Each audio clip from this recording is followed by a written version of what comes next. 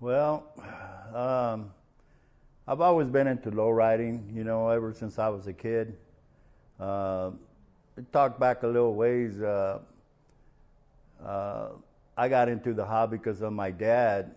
He used to buy a lot of old cars and fix them up and flip them, or just back in the '60s. It's a little hard to believe now, but you can buy a good, perfectly running car for $200, $300, $400. If you got into the $600, $700 range, $800, you better have a top of the line car. But it was normal to buy a running Impala or a running station wagon for $300, $400. And I'm talking a good running car.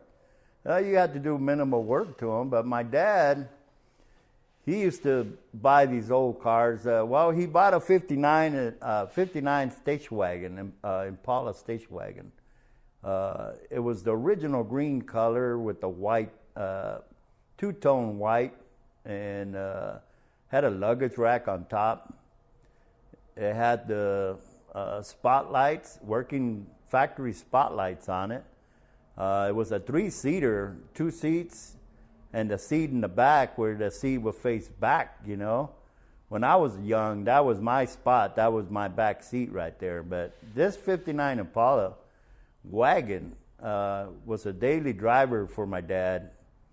I think he put a starter in it. Back in the day, you wouldn't buy a whole starter. You drop the starter and open up the armature and put new brushes and kind of sand the grime away from the armature, and put it all back together and fire it up. That's the way things were done, generators, alternators, and so that's what my dad used to do. He had me out there in the middle late at night, and with a flood lamp, we're laying on the concrete cold, and he had me I would hold the light for him,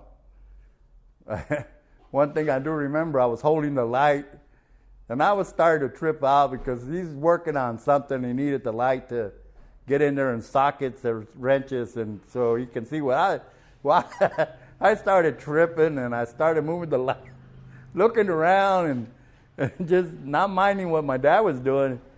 Next thing I know, I got a big old lump on the head. He hit me over the head with a 9/16 wrench or something, and he goes, "I need the light over here." I said, whatever.